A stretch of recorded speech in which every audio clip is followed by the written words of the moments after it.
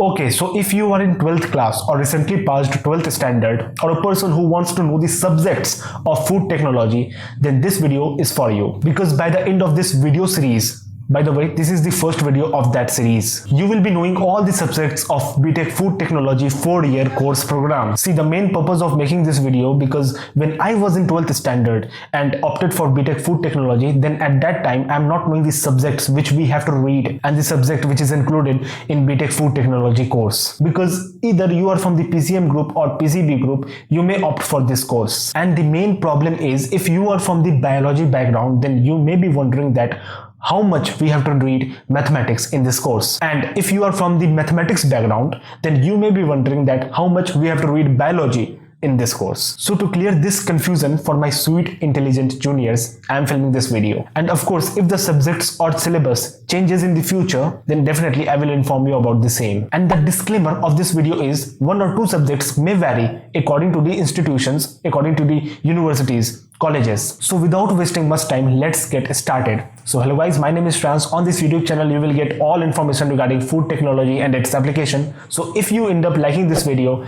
make sure to hit the subscribe button, press the bell icon for the future updates. Alright, starting with first semester, these subjects we have to read, as you can see on the screen. Okay, so for each subject, I will give you an idea that what kind of topic each specific subjects will cover. So the first subject is English language, in which we have to study about importance of language and communication skills. This gesture posture that I am doing right now. Note taking, note making, basic sentence patterns in English, and a lot more. Now the second one is workshop technology, in which we have to study from basic material to important engineering material like ferrous, non-ferrous, ceramic, glasses, graphite, plastic polymers, their properties and applications. And in the practical part, we have to study about demonstration of different types of tools, what is welding, how welding is done, how carpentry is done, and a lot more. In the subject of engineering, drawing and graphics, we have to study about different dimensions of machines part. We have to study about different dimensional drawings of simple machine part. The phone that you are using right now is having some specific breadth and width. We have to draw these things on the sheet of paper of a specific size. Remember, measurement is very important. Alright, so the next subject is elements of electrical engineering, which includes a quick revision of everything that we already read in 12th standard physics, of course with some modification, like what is alternating current, what is RLC circuit, what is RC circuit, what is time period, what is frequency, what is amplitude, what is transformer, working and principle of transformer, and many more. And based on that, practical of this subject is also there. Now the next subject is electronics and instrumentation,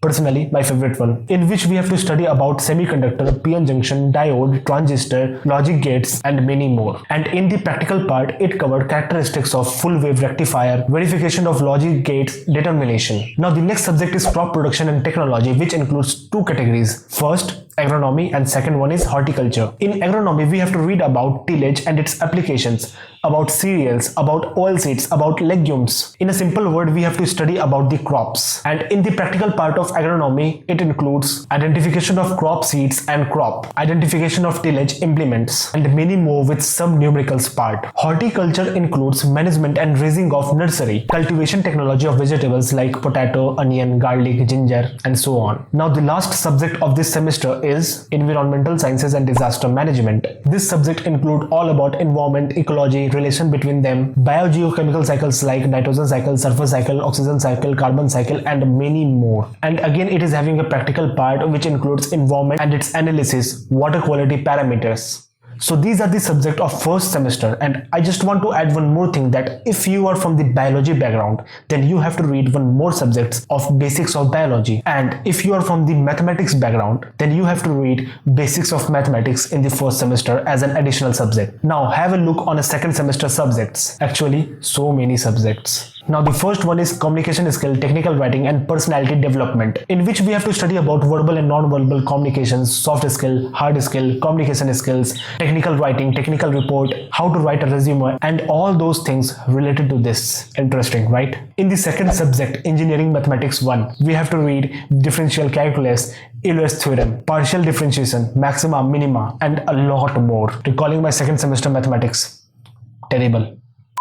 Okay, so the next subject is introductory microbiology, which includes all the basics of microbiology, of course, like general characteristics and nature of bacteria, yeast, fungi, algae, protozoa, etc. And the practical part of this subject include all the equipment which is used in microbiology laboratory, how to wash, how to sterilize glasswares, structural characteristics of bacteria, fungi, algae, and so on. Okay, so the next subject is food thermodynamics, which include basics of thermodynamics, psychrometric properties, thermodynamic processes, refrigeration cycles like Carnot cycles, relative humidity, absolute humidity, and a lot more. And in the practical part, it includes use of psychrometric chart during drying process, determination of state of air using psychrometric chart. Next subject is fluid mechanics, which includes hydraulic pressure, gauge pressure, Archimedes principles, and a lot more. The practical part includes verification of Bernoulli's theorem and determination of critical Reynolds number. Now the next subject is food chemistry of micronutrients, which includes topic like moisture in food, enzymatic and chemical reactions of carbohydrate, fats, lipids, protein in food, and a lot more. And in the practical part, determination of moisture content of food, determination of essential amino acid like methionine, lysine, tryptophan, etc. Alright, so the next subject is post-harvest technology, which includes overview of post-harvest technology, production and post-harvest losses, importance of loss reduction, water activity, water binding, and many more. These subjects include numericals too, on the basis of wet basis and dry basis and so on. Finally, the last subject of this semester is food preservation, in which we have to read about, of course,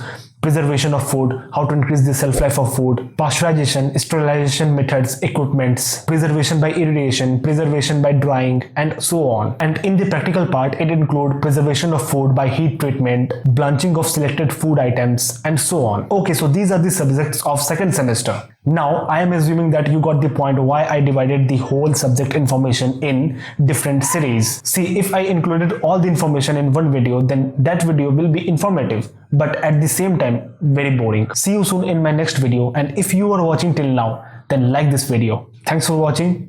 Bye.